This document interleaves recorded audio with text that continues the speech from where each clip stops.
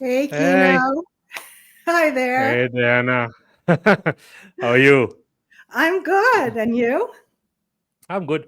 I love how we always start the podcast with smiles. Have you Yes. realized that? There's always smiles and laughter. We're just happy But people.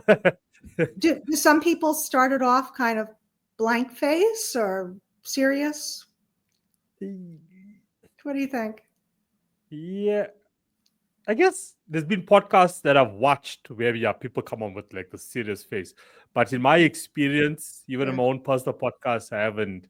I guess if the host starts smiling first, like yay, automatically, you know, lays down the vibe, lays down the Yeah. vibe now for the Plus, show. Kino, we like each other.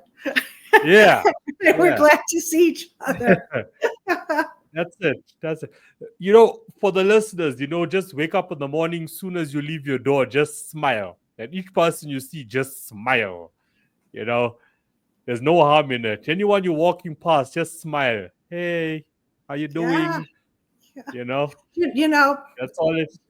not that research is the end all, because personal experience, right, really tells it in our life. But there's also been research about just the act of smiling alone and your body posture can energize you, right, and Yeah, potentially change your mood, and it can also yeah, change the effect that you have on other people. yeah, yeah, yeah. I'm sure you yourself or a lot of people out there, you'll be sitting by yourself and then you'll just start like laughing because a thought has come to your mind. Um, you know, maybe some people think, no, you're crazy, but I mean, dude, it's actually good for your health.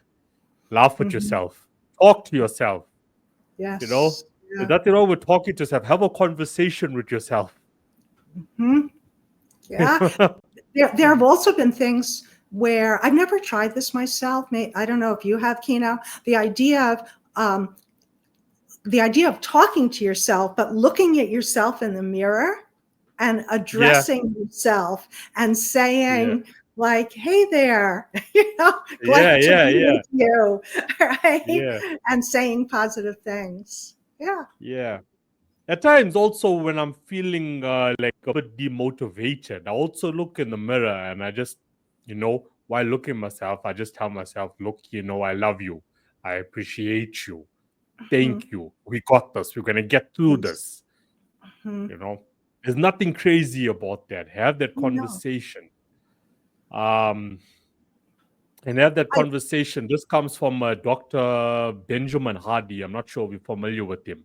Also based in the States.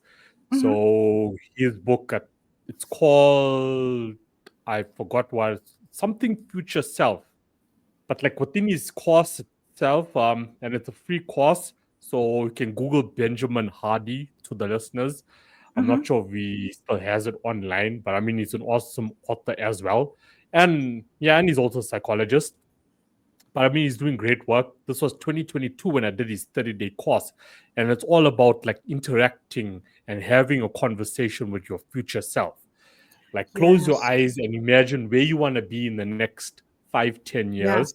and have a Mhm. conversation with that version of yourself. Mhm. That's really You know, beautiful. That yeah, imagery too of your future self beckoning you, right? yeah, The future yeah, self yeah, embodies, all those values and things that potentially you want to accomplish and be, and that future self exists and wants you to walk the path to get to it. Lovely. yeah, yeah, yeah. All about imagination. All about imagination. So, you got a new video to share with us. Well, I would like to share with you a newest creative work. This is a what I call a prose poem. So it has poetic rhythm and rhyme, but it's also written originally in prose, which is in sentences.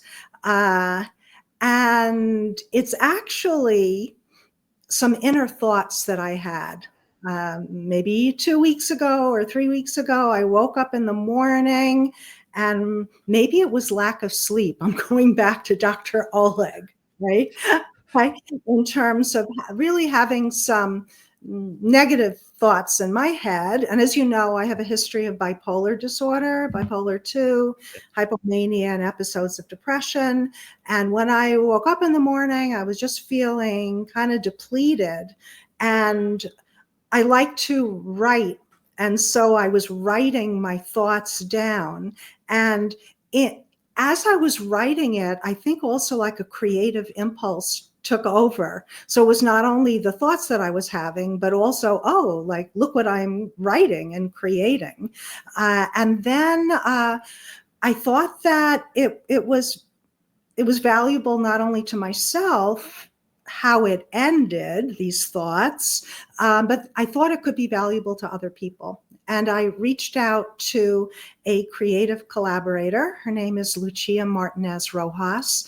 She is an artist, a media design artist as well, an animator. She lives in Colombia, South America. And I sent it to Lucia, and she responded to what I wrote in a very positive way too.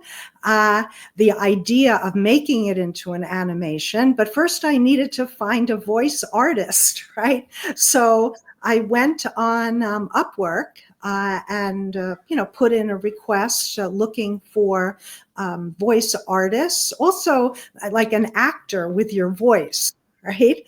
And the idea was too that I wasn't looking for a voice artist for a commercial or a voice artist for a video game, right? Which are useful uses as a voice artist. But I was looking for someone who had really could perform it, could act it through their voice. So in a way, I was looking for someone I feel very special that could feel what I wrote and understand what the mission was, which is suicide prevention. And I found a gentleman named Nathaniel Goodwin, and he did such a great job, which I hope you agree with me.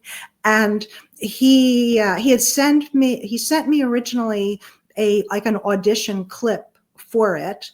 And then when I hired him, he sent me the whole thing. But the very ending of the poem, which is called "In Despair, I Pray," I had some ideas a little different from what he had shared with me.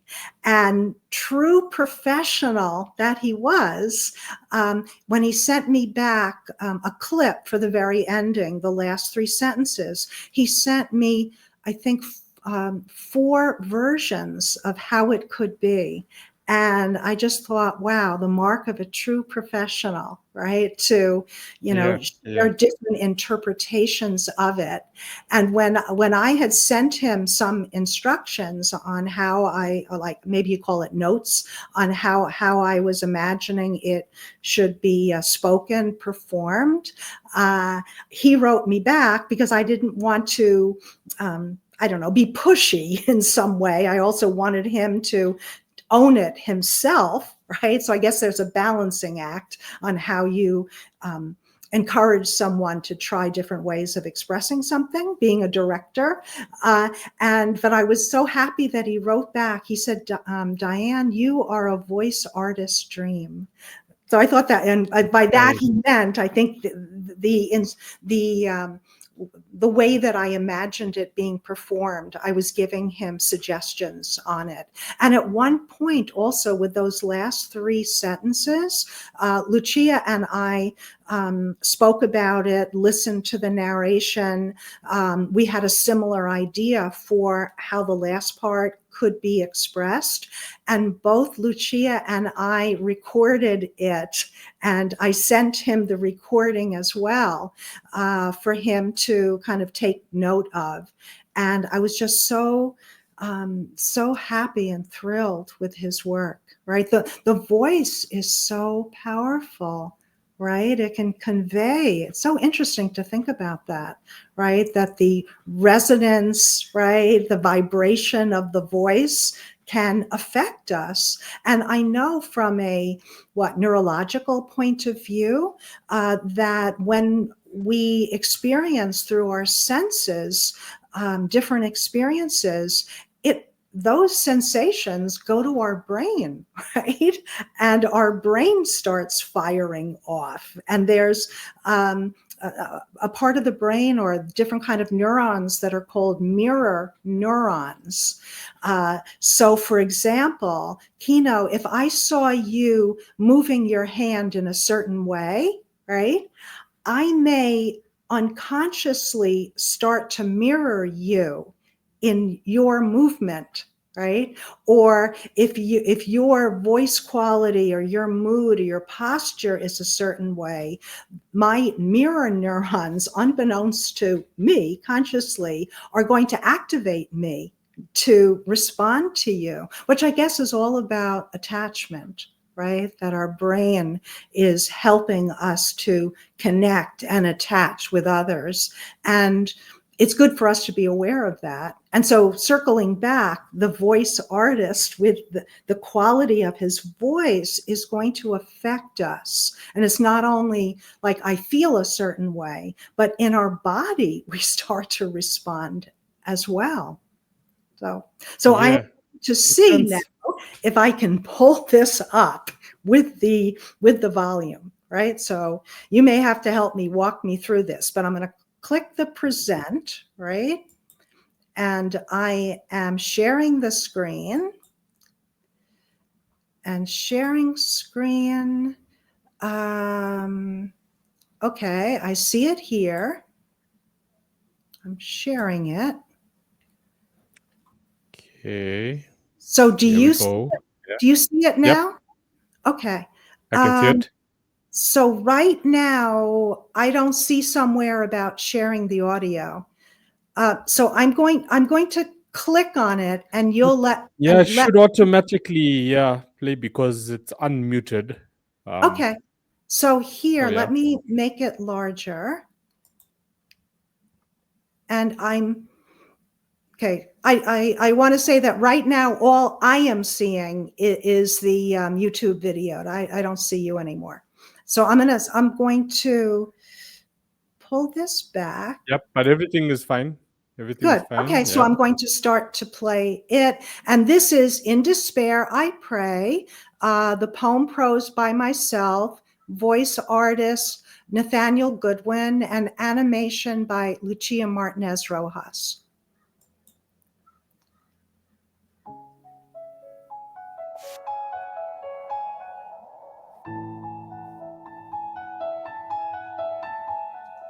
Why should I be alive?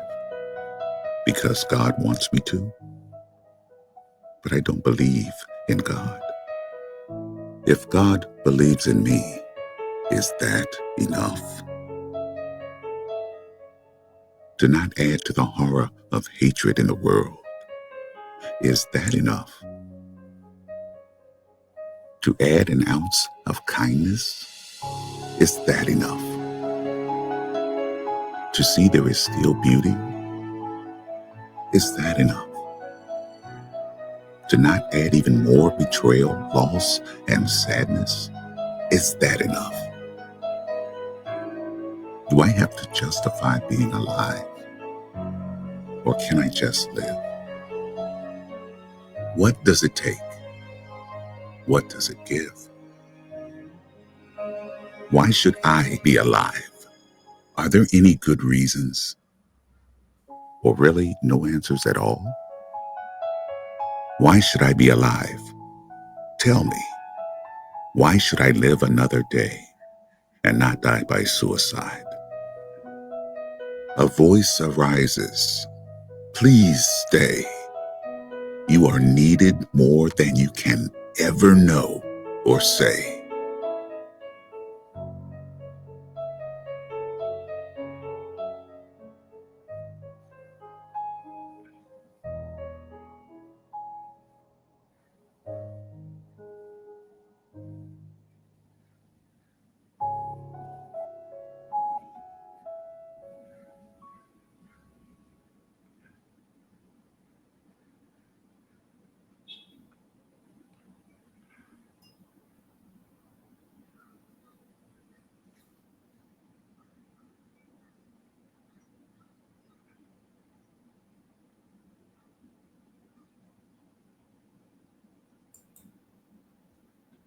Nice. Nice. Oh, That was well good. done. That was well produced. That was well composed. That was deep. That was deep. There was a lot of questions for people to, give answers to. Why? Yeah. Yes. Yeah. You are the first person outside of the inner circle, right? Of actually just Lucia and I, because I will be sharing it with Nathaniel later today. But I want you to tell me more. What was that like for you to watch it? There was a part, when each time we bring up, you are actually needed and you need to realize, you are needed more than you know. That's it. That like sort of hits a spot with me because at times, and it's not being like selfish, like in society, but like you sort of ask yourself that question a lot, like maybe something was trying to find the best way to explain this in the simplest way possible so people understand what I'm trying to say. Because sometimes, like we can talk and be like really complex or complicated with our words and people really don't get it.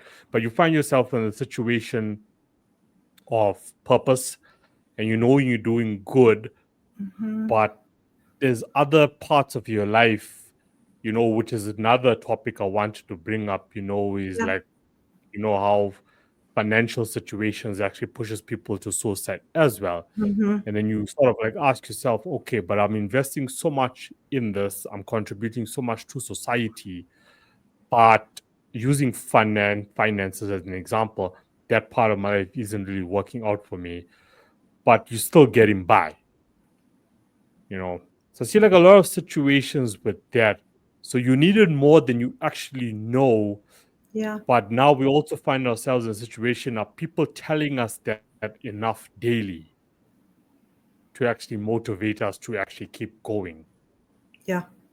I don't think so. Yes. Yeah. There's I don't think so. that idea of having faith in yourself, right? It's almost like beyond knowing or saying. There's also, and I think it's a spiritual thing, right? Having faith in God Yeah. and faith in oneself, small s and capital S, oneself as a creation. For me, I thought it was interesting that it starts off with the person not believing in God. But the second question really belies that, because then it goes, but what if God believes in me, right? So it's almost a paradox. Like you don't believe in God, but then you're questioning maybe God believes in you, right? And that a voice arises, that the V of voice is capitalized. And I was implying there was like a higher voice, right? Or a spiritual voice that arises in you and is reminding you that we may not have answers, right? There's some questions maybe for which we don't have answers to, and yet there is an answer. And in the question of suicide, that answer can be, please stay alive. You're needed more than you can ever say or know. Yeah. Yeah. Yeah. And No, I that just, yeah. question about being enough, I wonder if people struggle with that. It's like you do this, right? Whatever happens, you did it. Let's assume it was a productive, good thing. But then that's over, right? And then it's on to kind of the next thing. And I think a person, or some people, could potentially get into the trap of, is that enough? Like, do I have to do more and more and more and more, right, to sustain myself, or to value myself, or to appreciate myself? Or can I accept the gift of life itself. Yeah. Your thoughts about that idea of like, am I enough? Am I enough? Yeah. It's spiritual. It's I think maybe the mic is too close to me. It's speaking back. For me, I think it's spiritual, you know. You need to really feel it. That's why it's so important for people to really find themselves and start asking a question of why am I here? Why am I alive? Why was I born? Yeah. What am I meant to do? Why do thousands of people die each day, but God is still keeping me here and I am alive?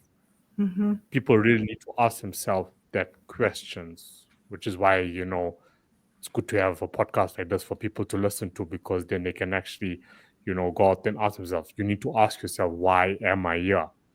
Mm-hmm. And in finding the answer to that and start actually implementing that in your personal life, that's when you start to evaluate, you know, the enough part. I don't know, does that make sense? Yeah, no, it does. In the process of thinking about the animation, and I really like how the font Lucia used, right? Yeah.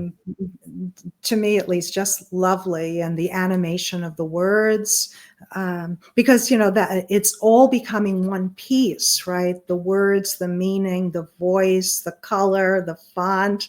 It's exciting to be creative, right? And to take something that was inside of yourself, right? And then to make it into a work of art.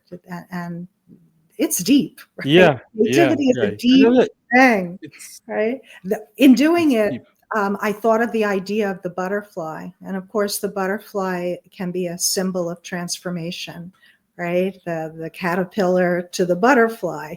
And then the end again, where the butterfly comes back with, please stay. And then is flying to the Hold On campaign, right? So, because sometimes what that imagery, right, speaks deeper, right, than just to say, like, please stay there, reach out to services, you know, to people that can help you.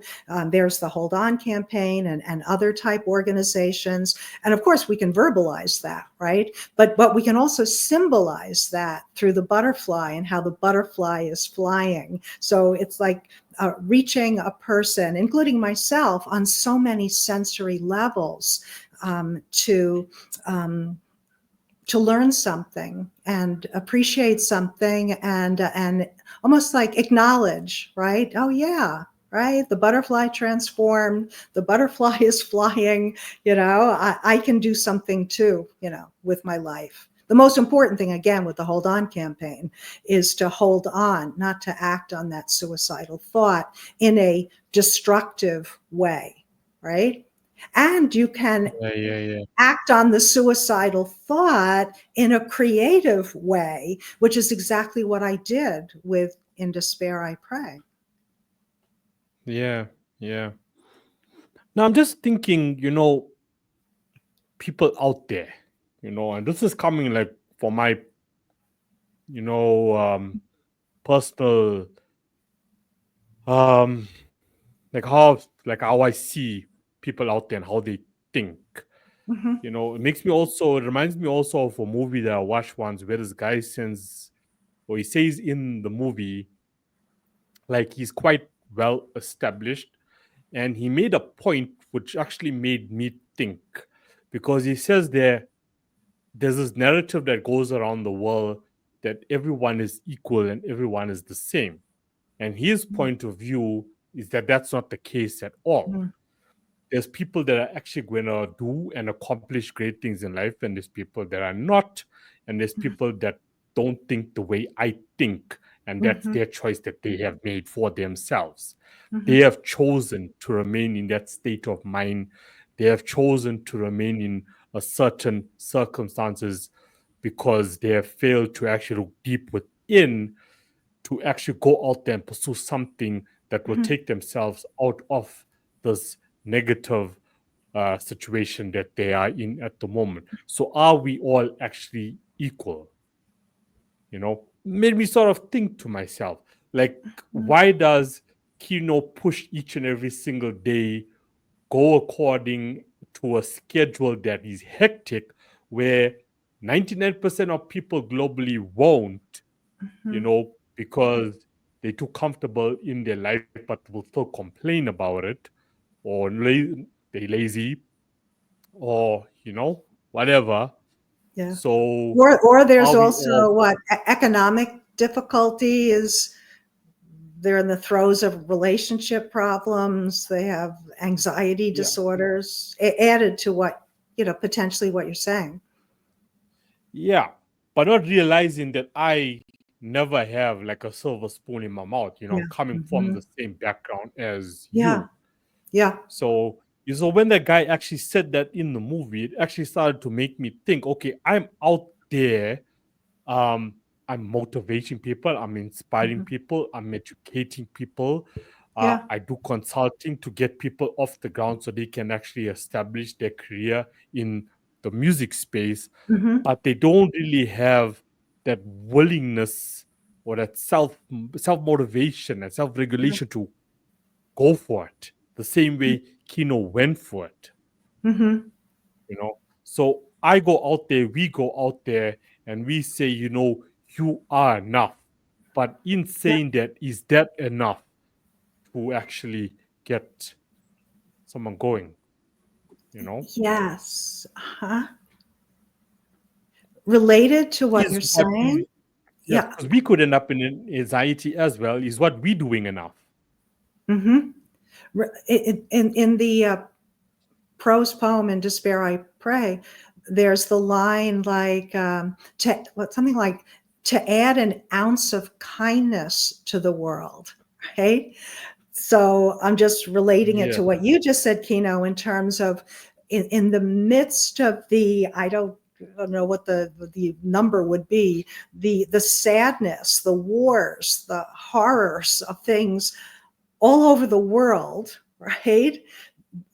What we do and what individuals can do, if it's an ounce in the, what I mean? If you imagine it like massive waters of trouble, right? And you're adding it an ounce to that, metaphorically speaking, in comparison to everything that's out there, is that enough? And I think the answer would be yes, that every act of goodness and kindness and caring is valuable, right? Because I think that, and that's in that sense, I think that strengthens us to do what we can, because the opposite of that is to feel or become overwhelmed, like, well, what difference can I make?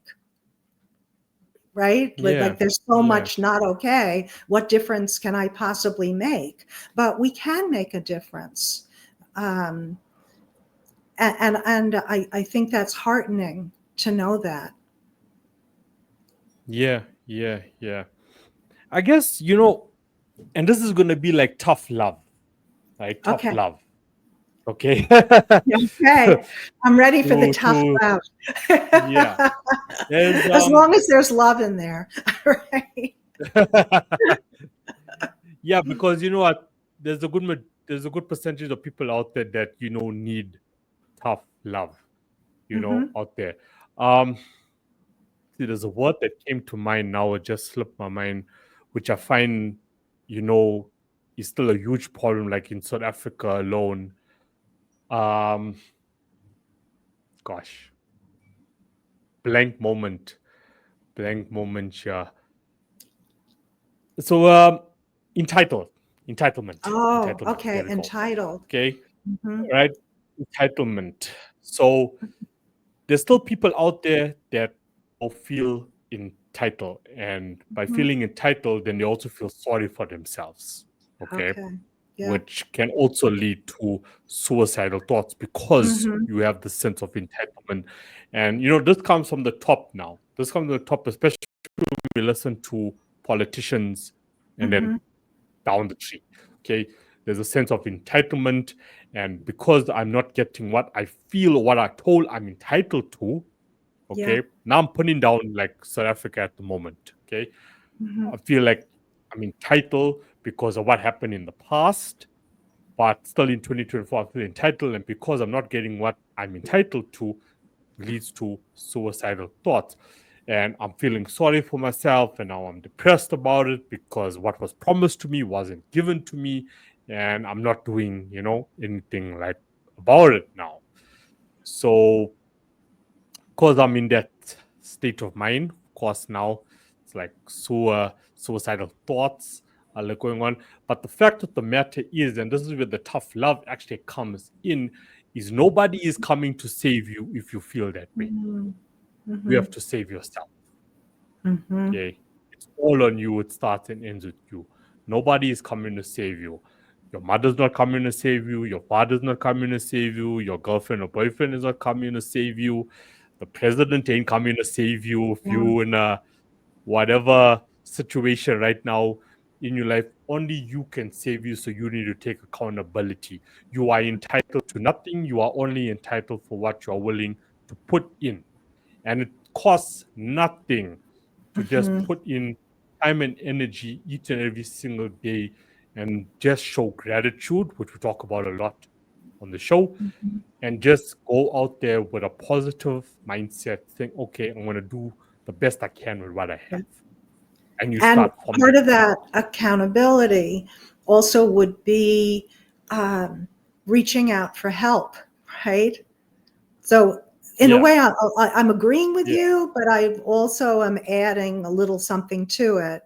The idea of that no one is in my body except me, right? No one is in my mind, but Yeah. my own mind. Yeah. And so I need to acknowledge, accept, and be accountable to myself. And if I'm having trouble, then I'm going to be needing to let somebody know, right? Yeah. From a Yeah. mental health point of view, sometimes if somebody else knows that someone is at potential high risk of suicide, one can call the police. I've done this in the past, not often, but there have been occasions where I've contacted the police saying, I'm very worried this person is about to kill themselves. I want you to do a welfare check. And they've gone out to check on someone. I had the experience once. I don't know if I ever shared this with you, Kino. This goes back many years ago when I was working at the University of Medicine and Dentistry of New Jersey, which is now known as Rutgers Biomedical and Health Sciences. But I had an adult patient who had depression. She was also in quotation marks recovering, but she was having a relapse of alcohol abuse. And she and I were on the phone with each other, and she was expressing suicidal ideation. And I had the good judgment to ask her, had she done anything now while we were talking to each other that would hurt herself, that would kill herself? And she ended up telling me that she had just taken pills. And I got on the phone and called the police, and they came to the house. So in that sense, through that connection, someone else, in this sense, the police, were able to get to the home and were able to get her to the hospital. And she was grateful to be alive and that her life was saved. But I go back to what you said, that ultimately we are accountable for our own lives. And yet there's also that larger picture of discrimination and terrible things that are wrong and people protesting and changing things for the better. But that's also part of accountability, right? Personally and in a group way, to change the status quo to the better. But we're not, Yeah. we're we're independent people, also interdependent, and we do need to take initiative, right? About what Yeah. is that a thing? Yeah. Maybe did Einstein say this? Like a body at rest stays at rest. I mean, you have to do something to move, Yeah. right? Yeah. So this is the other side of what we're here for. We're here to give love. We do love all the listeners. We do love humanity. We do love humans. We do our best, how small or big, to change lives each and every single day. But we also need to be, firm with people. That's why it's tough love. You need to take accountability for your Yes. life. Yeah. So if you're out there and you're feeling sorry for yourself because this never worked out for me, or I never get what was promised for me, or let's touch on love and go deep down in it. Okay, I'm not getting love for my family. I'm not getting love for my teachers at school. I'm not getting love for my friends. You're going to allow all that into your life, and then you're going to start feeling sorry for yourself and I'm not worthy and so on. That's on you. You don't need to allow that into your life. And unfortunately, the school system, society itself doesn't practice that much because there's a lot of, I'm going to use teenagers as an example, that go through this. They don't practice, self-love enough in these institutions. Practice to love yourself and block out what people are actually doing. I'm sure you can agree with this that, even in the schools, the teachers don't do enough when it comes to, bullying or someone is feeling depressed and so on. Doesn't happen enough. So you have to take it upon yourself to face it, take it on, self-worth. But it goes back to what this guy was saying in this movie again, because I think about myself, as well, certain periods in my life also growing up, especially when you change and you move to a new school, or say you move to a new state, okay? It's a different vibe going on there now. And say you're the new person. So you're going to get a certain bunch of people who feel, okay, no, there's the new person now, let's bully them. Now you get people like Kino in the world who will be like, okay, I'm going to stand up for myself. I know my self-worth. But then there's people that don't. And I can't figure that out. So did this guy in this movie have a point? Is he right in saying that, no, not everyone is equal? Or what is it? Like what is it? And I'm stuck at that point. I'm honestly stuck at that point.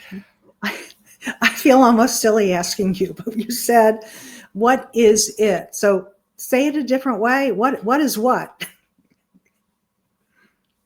The what is, what makes one person realize their self-worth and what makes the other person not. Yet both comes from the same background. Both comes from the same background. But can you really say that the person comes from the same background? Let's talk. Because even let's say you have siblings, right? The parent that I have, or I had, my mother and father, the way they interacted with me may have been quite different than the way they interacted with my siblings. And life events were different, right, when they were around. So that influenced the way that my parents interacted with them. So I don't know if you can say everyone has the same background. In fact, I'll forgive me for this. I'm going to give tough love, right? I would say that no, I don't think everyone has the same background. There are similarities. There may be strong similarities, but I don't think people are a carbon copy of each other in terms of their life experiences. Yeah, what is a carbon copy? But there's people out there that are using their social class, or I don't have enough of whatever to actually live a fulfilling life and build my dream, for example, I take that as an excuse. I really Yes. take that as an Uh-huh. excuse. And if you're Mhm. going to go down the suicide route, Yeah. because of those excuses, that's on you. Mhm. That's on you. Let's put a scenario on the table. Okay. Okay. Put a, Yeah. scenario. Yeah. Okay. I'm Kino and my whole life is a mess. No one cares about me. No one loves me. I want to live a good, positive life. And I'm just not getting that support from Mhm. people. And then Yeah. I call the local helpline. Okay. Say you the local helpline now. Okay. Okay. What are you going to Okay, I'm telling you this on the phone. And I just feel like ending it all, you know? Okay, so what would you tell me in return? I would ask you, well, first, before asking you anything, I would be thanking you for calling, right?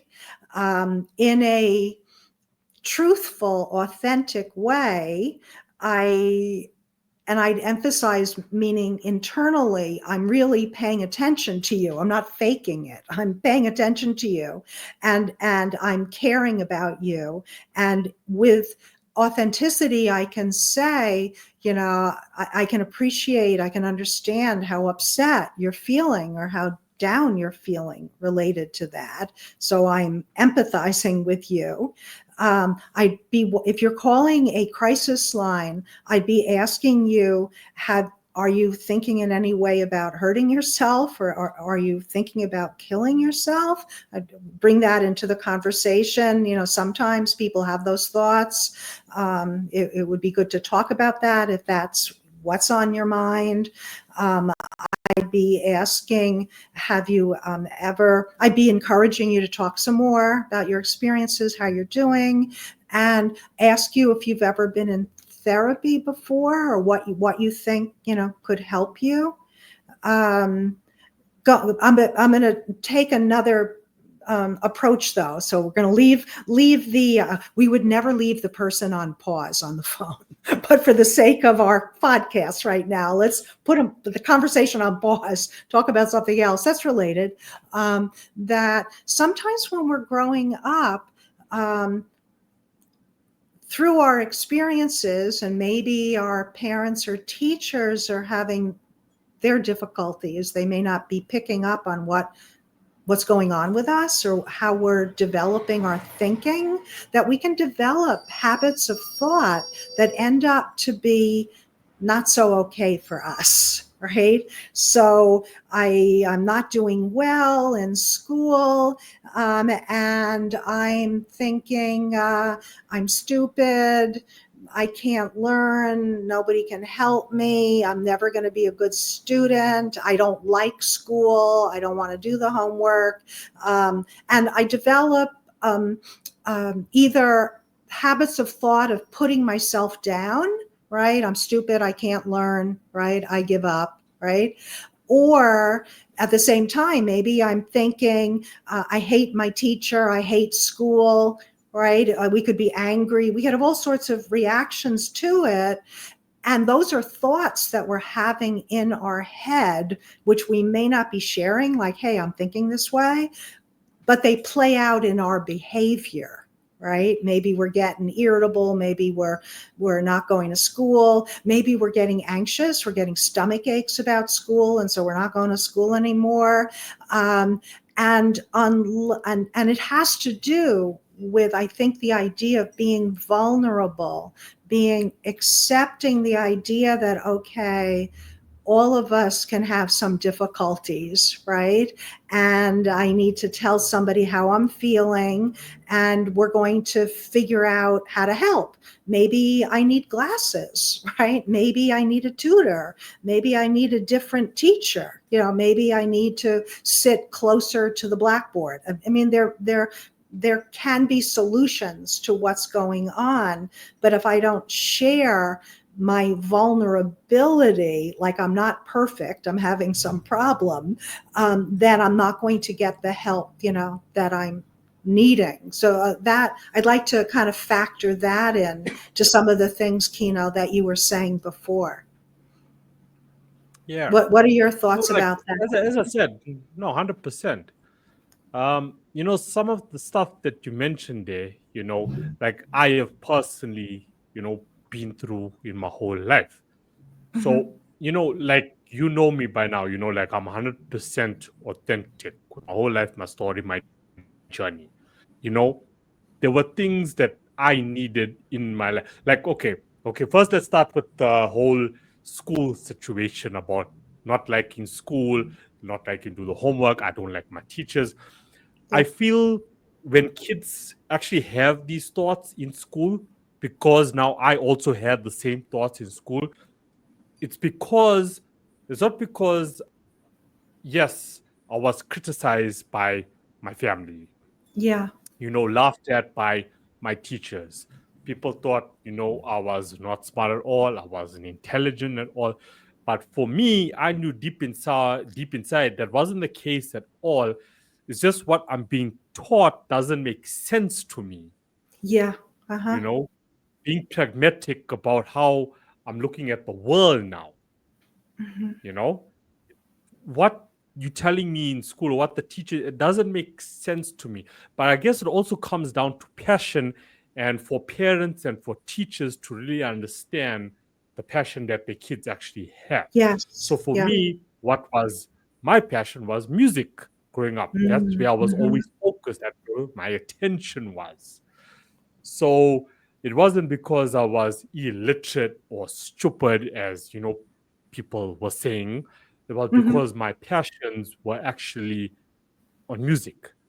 So Yes. if we actually focus on, you know, understanding or realizing that each individual, okay, using kids in school now as an example, is different, was born different, has different skill sets, has different talents, all thinks differently, all Hmm. operates differently, you know, has all a different chip in them, Yeah.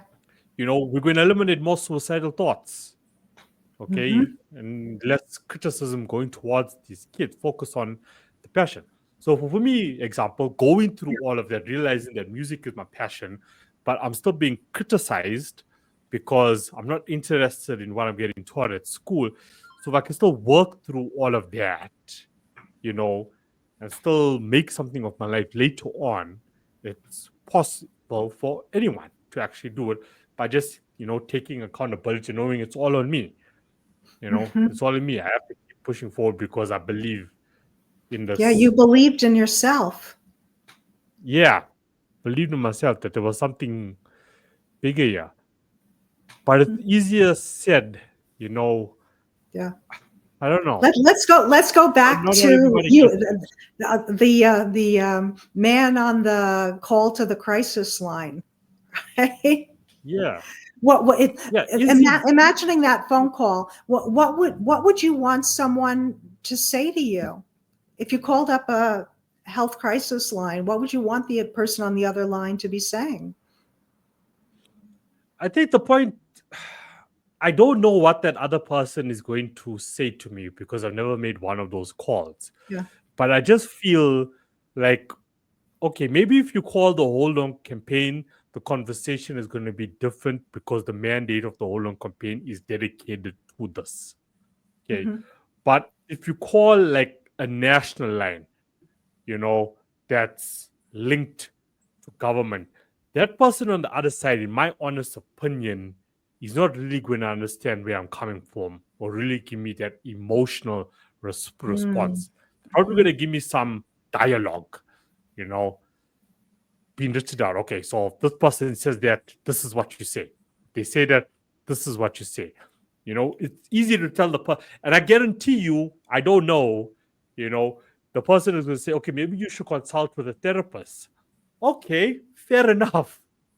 Can I afford a therapist? I can't Mm. afford a therapist. Yeah. Okay, now we're talking about now South Africa now. So on the Hold On South Africa page, this is gonna be Yes. like some hardcore truth coming out here, Then they're gonna tell you, okay, go to the government hospital. There's therapists at the government hospital that's going to be able to assist you with what's Yeah. going on. Now, I know how the government hospitals are in South Africa. You go there, you want to book an appointment with the specialist now, because the therapist is going to fall under the specialist. It's not like going to a GP, a general practitioner now. I've got the flu, whatever, stand in line. Yeah, you're going to see you, get your medication, go home. This is going to fall under a specialist. They're going to give you a booking with this specialist, with this therapist, 6 months from now. Oh. 6 months from now. 6 months? Yeah.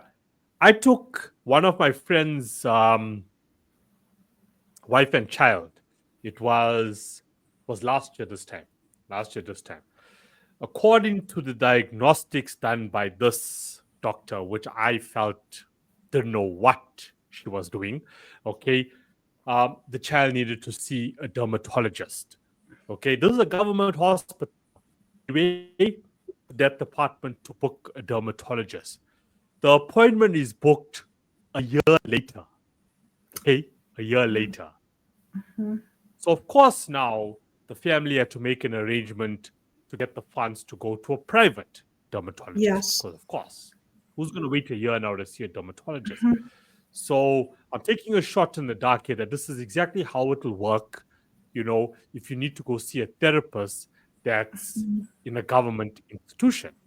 And I'm just talking about South Africa at the moment, Kina, what I'm wondering is maybe if you might be able to do this, we could have on the podcast somebody from the South African helpline, crisis suicide prevention line, or a South African therapist or psychiatrist who might be on the podcast to help us learn more. And I can also look into the possibility of someone who's representing the 988 number, which is the United States suicide prevention, lifeline, number. I myself have never called 988, but I will do that. I'll call them because I've also read that mental health providers can also themselves call the number to find out what the experience is like calling 988 and be upfront. I'm a mental health provider. I want to know if I refer somebody to 988, what exactly are you going to say or do? And maybe with one of the 800 numbers in South Africa, you could call that number too and get some insight about what a person might experience. And if anyone has done that themselves, you could always send the Hold On campaign a message. My email is diane@holdoncampaign.org, and you can let us know your experience. Yeah. Because I'm hoping that in calling these numbers, that these are, and I know that it's so in the United States, that these are trained mental health professionals, and they're not going to be brushing us off, right, when we call. It should be a therapeutic, helpful encounter. Whether or not that actually happens, we'll have to find out, and it may be per individual, right, reaching out. But again, never give up. Like if one call is not working or whatever, call again, call another organization, right? Yeah. Well, I hope, whoever we speak to on the other side is a professional. Yes. I hope. But that's a good idea. I feel like, we need to actually call the number. Yeah. And even if I don't call them as, someone, involved with like the Hold On campaign, call them as someone like, hi, this is my name. My name is John. And, I'm going through this at the moment. I'm having suicidal thoughts. Like really play it out. Like, I really want to play it out and see what response I get. This is a brilliant idea. This is a brilliant idea. Like just call and see like what happens, because based on, other medical experiences, with government institutions doesn't really work out well. So this is something I think I should try to see exactly what is the response like? What is the SOP if this is the situation I'm in at the moment? Like, what are you going to do because you are that helpline for me? Yes. You have a good idea, like, Yeah. test it Yeah. out. Just play I, like I'm a victim, like, what, I this past weekend, through an organization in Portland, Oregon, where I live, there's an organization called Community Services Network, and they bring together nonprofits to do community events. And so I was at an event on Saturday. It was an immigrant refugee organization. And they were having a health fair. And so I went to it, and someone from one of and I had the Hold On display table with all sorts of resources and suicide prevention bracelets and art cards and information about risk factors for suicide. And someone from one of the other tables came up to me, and they have a warm line. So a warm line is different than a hotline. So it's not an imminent crisis that the person is calling, but it's a warm line. And we agreed to be in communication with each other, see if we could collaborate with each other. And they were also interested when I mentioned our Talking Back to Suicide podcast. They were interested in possibly being a guest on the podcast. And so that would be very good for us and our listeners too, about what is it like to call a warm line. And the woman that I think her name might have been Gracie, who came up to speak with me, she was saying that they do get people calling up with mental health difficulties in the midst of other difficulties, that they might be having. Yeah, 100%. I guess, to sum up, today's episode, if you really think about it, even with all the guests that we've had on till date, it starts and ends with you. Mm-hmm. It all starts and ends with you. Whether we going back to OC about sleep, whether we're going back to Azu, that was abbreviation, with the name. It starts and ends with you. You have to have that realization and ask yourself, why am I doing this to myself? Yeah. It will always start and end with you. But I instead of a but, I'll say and. So it starts with us, and if we notice that somebody we care about, right, in our family, a friend, at the workplace, if we notice that somebody seems to be struggling, right, it can be that we're reaching out to them and saying, are you okay? Yeah, 100%. Again, it circles back that if I really am struggling and somebody comes over to me and says, are you okay? It is kind of on me whether I'm going to tell them the truth, which is, thank you for asking because I'm really not okay. Or if I'm going to say, thank you, but I'm fine, or leave me alone. Do you think there's something wrong with me? And get insulted or angry that somebody's coming over to me.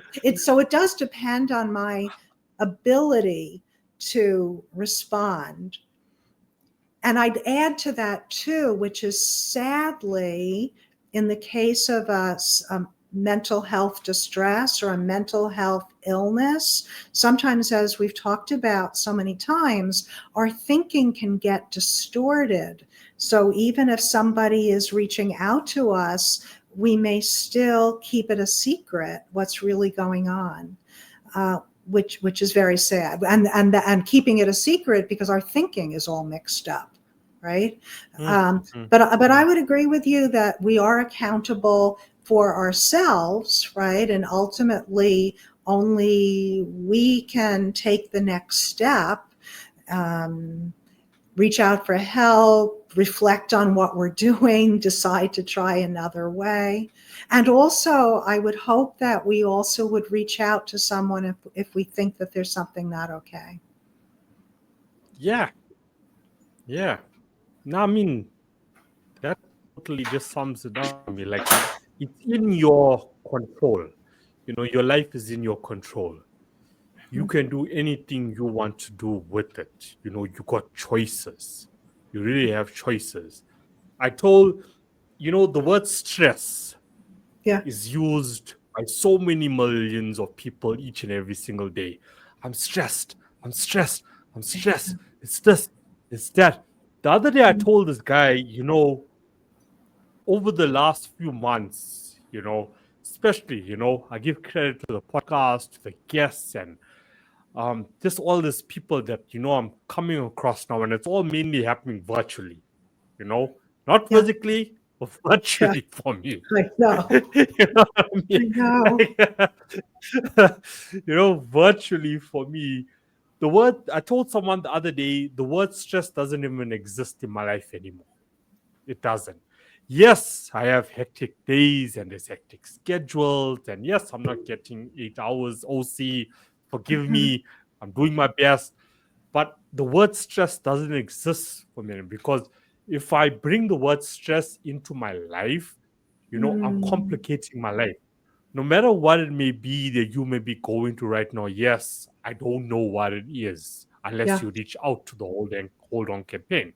Then I can know what it is and then we can have a chat about it, And if I can't really pin it down, then of course, okay, let me refer you to Dana, maybe she can share her thoughts on it so we get to the root of the issue.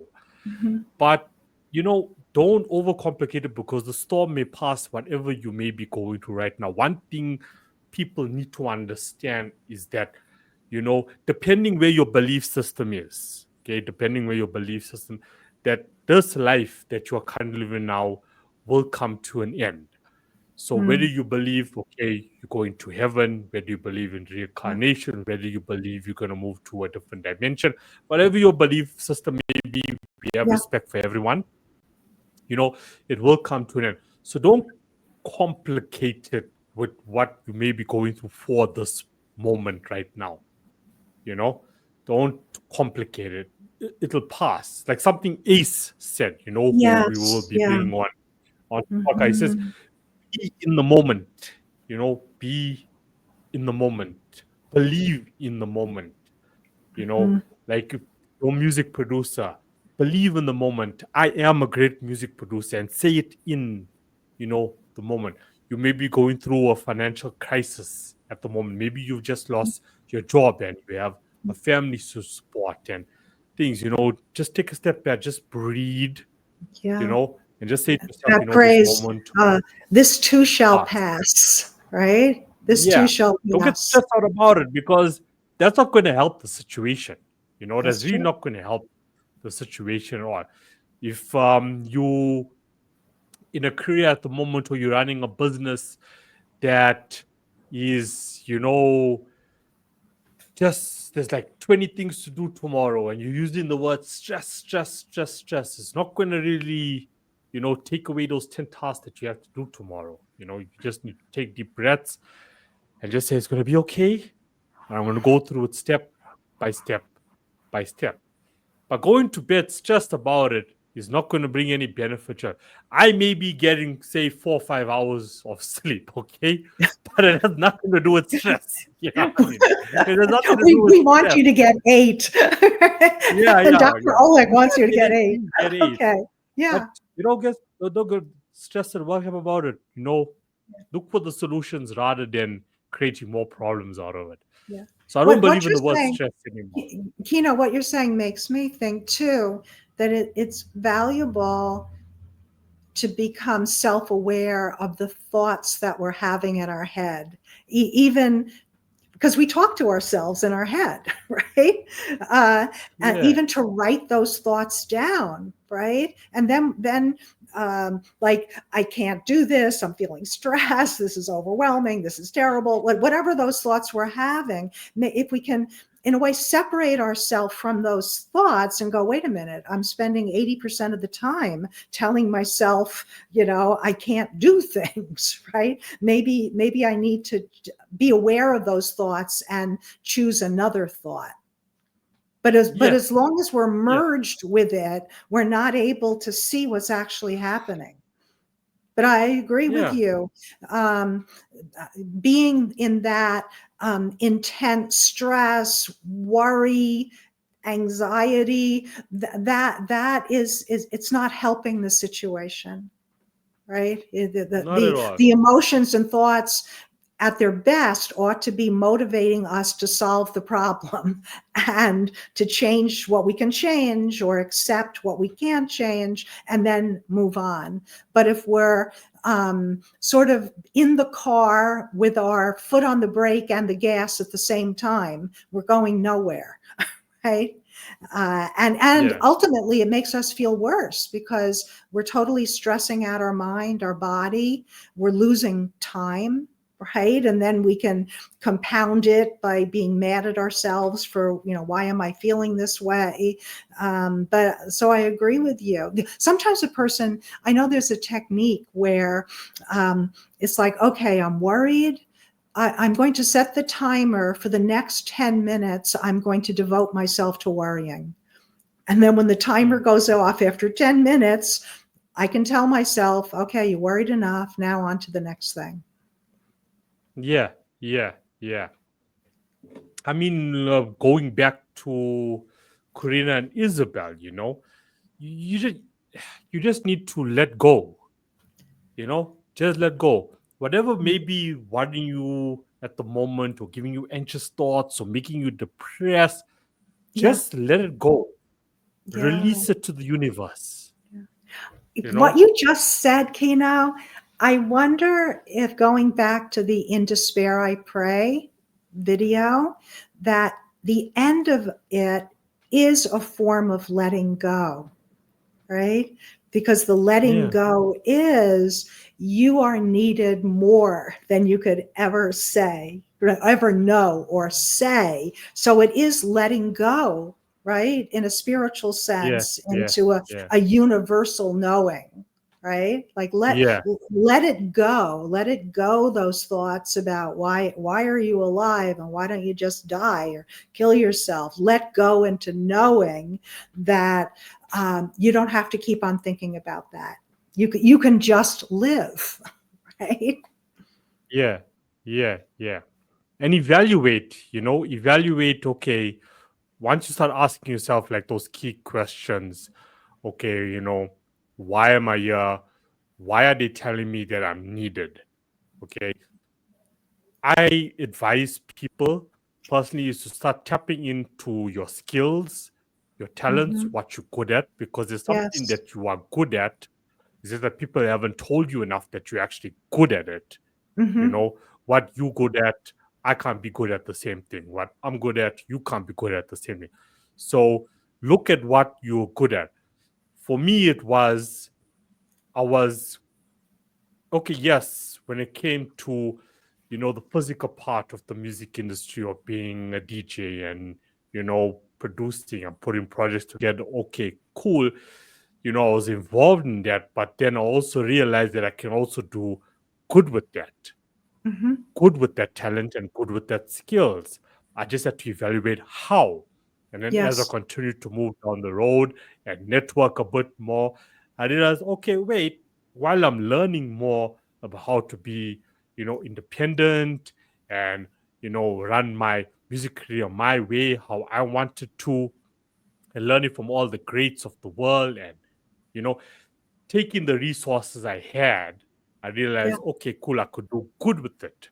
So whatever you go, so when, and you can correct me if I'm, wrong here, when you tell people, look, you are needed, look at what your skills and talents are, but don't follow the narrative of only using those skills and talents to make as much money as you can or to become as famous as you can.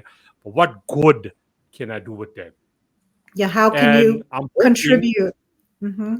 exactly, and I'm hoping some spark is going to go off in your head to be like, yeah, wait, this is actually some sort of purpose now. I'm Yeah. good at drawing, for example. Okay, so how can I use my skills in drawing to actually, help the next person or contribute towards the work and society? That should And give you some sort of purpose of why I'm still here. And I'm thinking too that on the one hand, what you're saying, Kino, could be someone looking to do that for their career, right? Then there may be someone else who wants to do that as a hobby or for volunteering, and it becomes part of their life, right? It may not necessarily lead to a Yeah. career in that, nor maybe they don't even want it to be their career, but they have certain talents and skills and interests that will enrich them and also enrich others as they contribute that talent. Yeah, exactly. Like if you're an attorney, for example, if you're a really good attorney, you know, Mhm. you can still keep, your career going for yourself, you know. Um, but I mean, you could also reach out to up and coming attorneys as well. Start Yeah. your own forum, start your Mhm. own group, Yeah. where you can assist these up and coming attorneys. That's going to give you some sort of purpose, because I guarantee you, if you are just an attorney right now out there who's just in it for the money, you already know something is missing inside, whether you Yeah. want to admit it or not. Something Mhm. is missing inside, no Yes. matter how successful you are. And this goes for any career out there. Yeah. Something is missing inside. It's because Mhm. deep down, as a human right now, you need to also start giving back, contributing. I All right, really love something's what you're always saying, be missing. Kino. I really love it. The idea of if a person potentially has that feeling that they're feeling empty, right? Yeah, One needs to sort of evaluate what that emptiness represents, right? Is it the emptiness that somebody is having a major depression, right? And this is a psychiatric illness impacting their mind and their body, or is there a feeling of emptiness because there are parts of themselves that aren't being nurtured, and they yeah, need to do more in their life to be who they're meant to be, who they could be, yeah, and they're meant to be. And yeah, that yeah, circles back to exactly. believing in yourself, right? And believing in your future self. Because I don't think the self is static. The self grows. Just like our Yeah, body grows, I think the self grows. yeah, But we have to yeah, do something to help it grow. Our body kind of grows naturally if we're having enough nutrients, right? But to yeah, grow the yeah. self is a little bit different. We have to take some leadership with that. Yeah, we have to. It's like the saying, God is not going to help you if you're not going to help yourself. That's right. God helps You those who know, help God is not themselves. going to help you. You can Mhm. pray 7 days a week. Help me get this job or start this Yeah. business or sort out my personal life or what's going on in my Mhm. family at the moment. But if you are not going to actually make effort to find the solutions, Yeah. reach out, Yeah. who can I Maybe and get also the respond to people or circumstances that are reaching out to you. I don't remember this quote, but there's yeah. like a parable about somebody praying for help, and various things happen to the person as they're praying, right? But they're dismissing the people or the events that are happening. And at the end of this parable, it has to do like God is saying, but I sent you this person, that person, the other person, but you didn't respond, right? So it's reaching out, but yeah, it's also receiving, being aware yeah. that help may be coming to you. It might be direct or it might be a little bit in disguise, but there are opportunities in life that if we respond to them, it can be productive and helpful for us. Oh, you Yeah. 100% right there. That is correct. It's all blessings in disguise. Anyone we meet, anyone we come across, it's for a specific reason, you know. So if you prayed about something, but you're actually putting in the time to work on Mhm. it, you know, Yes.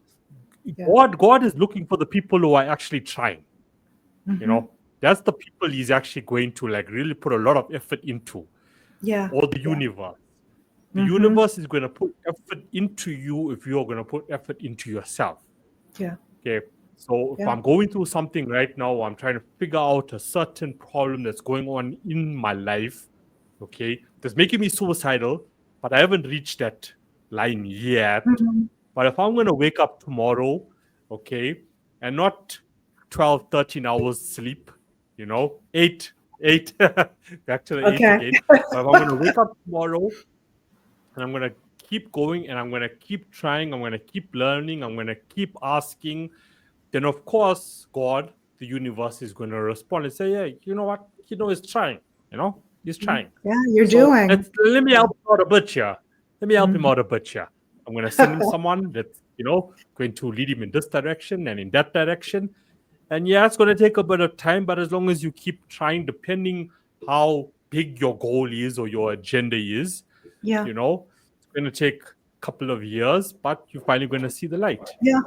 And I believe that truly does work out. It does Mhm. work out. You see, but you have to keep trying. You Yeah. have to I keep think that trying. idea of like, it's not like how many times you get knocked down, right? But it's the getting Yeah. back up again, right? Getting Yeah. back up again with what? Having learned from the experience, right? If there's anything to learn from what happened, we have to do our best to learn it and then to get up again and keep on doing. And I think that's also Yeah. where self-esteem comes from, right? Like believing in yourself. I've been through this. I've gotten up before. I can get up again. I can learn something from this. And then I think we can value ourselves that way too. Like I'm a fighter. I'm somebody that is not giving up. Yeah. And if Yeah. one way doesn't work, I'm going to learn another way to do this, or I'm going to find people that can help me, and I can help them in some way too. Yeah. Yeah. Yeah, Because challenges are never going to end. that's Challenges true. are never going to end. Hmm. So you're just going to have to become a fighter in life. Yeah. So I mean, It's like, yeah, today's what is episode was it? about, Hold tough love. on and fight on. Right? Yeah. Yeah. That's it. Today's episode was about tough love. Tough Yes. love. We've shared experiences, we've shared advice, you know, but it was also about tough love. It's about accountability.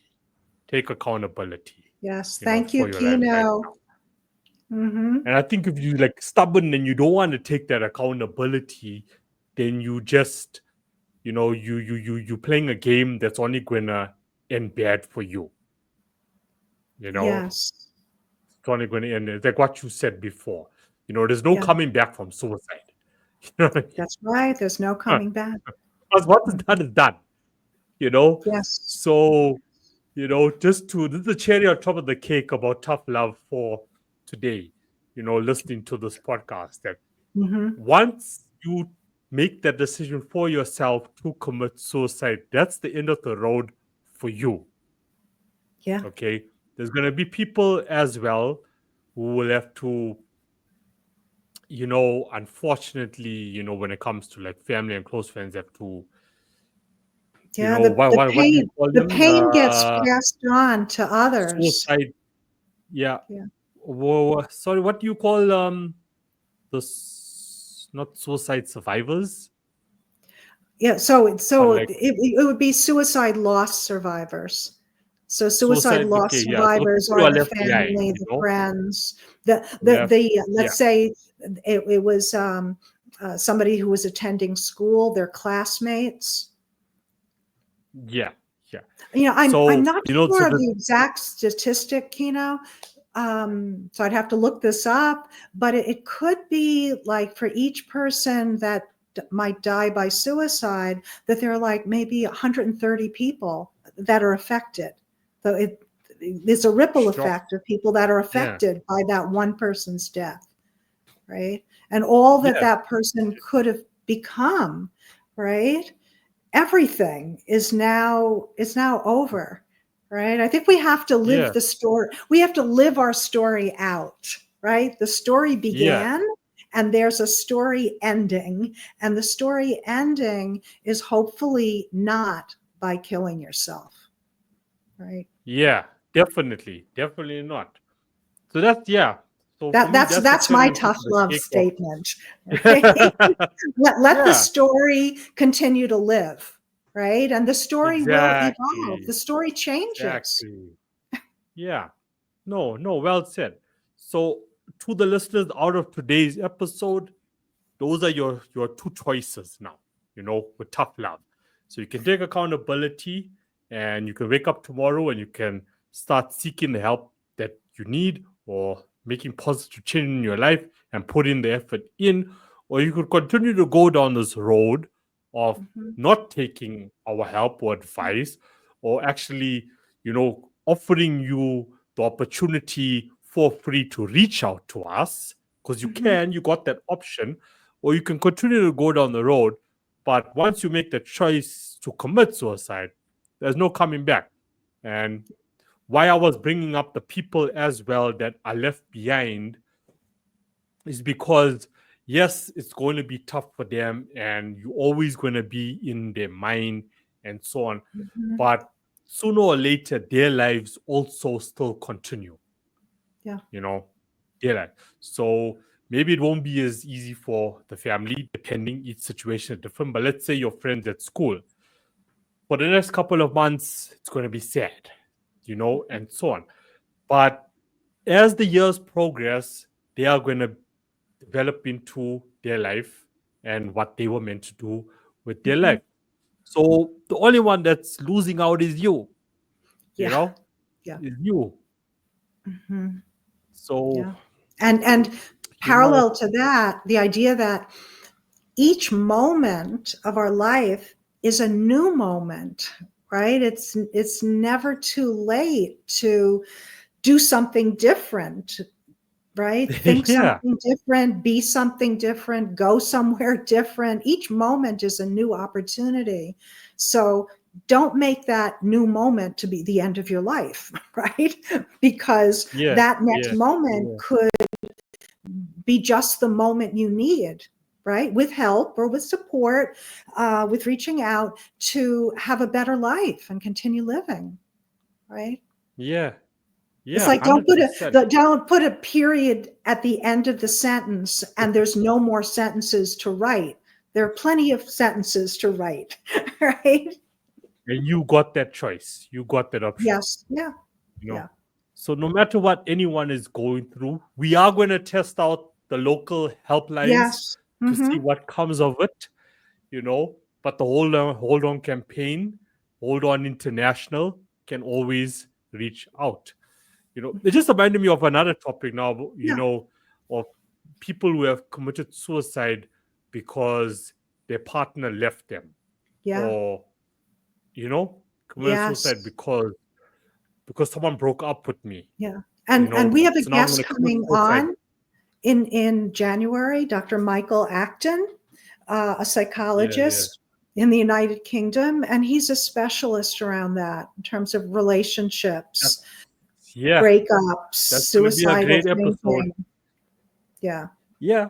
It's not even the thick is people that have actually done it. People have actually done it. She broke up with me or he broke up with me, and yeah, go and take my life. Once again, guys, Yeah.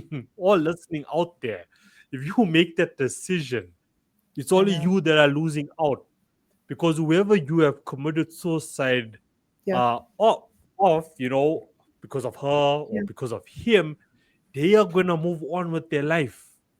You know, Yes. they are Yeah. going to meet, they probably met someone else or going to meet someone else.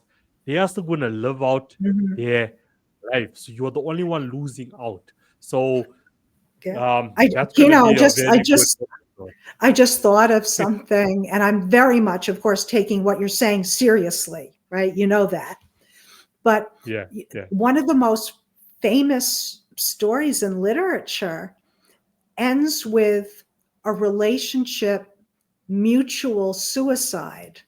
And that's William Shakespeare's Romeo and yeah. Juliet, Romeo and Juliet. Yeah, right? yeah, yeah, yeah, where yeah, they yeah, both yeah. they both kill themselves.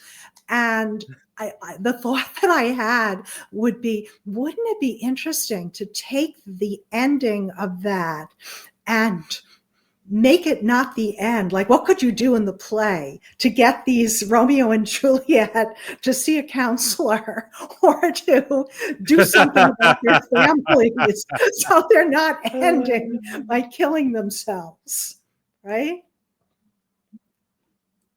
Right? And even William in Shakespeare's Hamlet, there's, I think, Ophelia, right? Ophelia dies by suicide, right? So I don't know. But we not only does it happen in real life, but it's also reflected in literature, right? Things that we don't even think about, like, oh, of course they killed themselves, Romeo and Juliet, but maybe they didn't have to. Right? We should do a 2025 Romeo and Juliet. Right? Yeah. I mean, have you watched the movie Romeo and Juliet? Like the original proper version of Romeo and Juliet? Even like look at the conclusion of Romeo and Juliet, right? It wasn't even like it was intentional or they had to do it.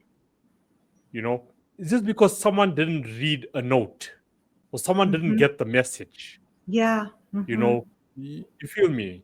The fact, okay, and now I'm just thinking about the movie itself, is the fact remains is he takes the poison, Yes. after the poison is taken, she wakes up because all she was in was a deep sleep, Yes. and then he's dying in front of her, and then she like really commits suicide after that. Yes. So, we have to look for this hidden messages, in all of this that's out there.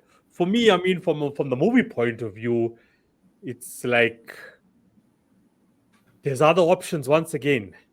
Yes. See the thing through all the way to the end. Look at all the facts first before you go and make such a decision. It would I don't be think William really Shakespeare is telling people die for love. Yes, don't die for love, right? Related to what we just were talking about. It would be so interesting to develop a little presentation to high school students. I'm not sure if high school students are still reading Romeo and Juliet, but they might, right? And to have a suicide prevention panel related to high school students reading this play. Yeah. Yeah. Also Cleopatra. Oh, yeah. Mark Antony and Cleopatra. I guess that's more, slightly different. But I mean, so much to think about. Yeah, suicide. How far back does suicide go? You know what I mean? Like, how far is it? But I guess, for Cleopatra, there was either that or be a slave for life. Yeah. So yes, that's quite different. That's quite different. I don't know. I think you and I could go on talking to forever, Kina. Yeah.